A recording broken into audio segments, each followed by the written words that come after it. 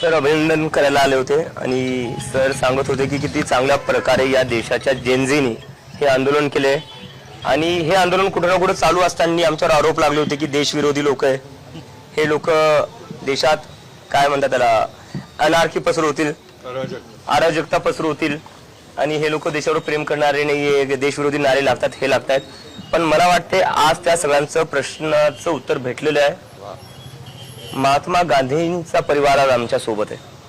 ज्या महात्मा गांधींचा फोटो लावून आम्ही हे आंदोलन केलं, ज्यांच्या विचारावर आम्ही हे आंदोलन केलं, आज त्यांचा परिवार आमच्या सोबत आहे. याच्यापेक्षा मोठी अभिमानाची बात आमच्यासाठी तर काहीच नाहीये.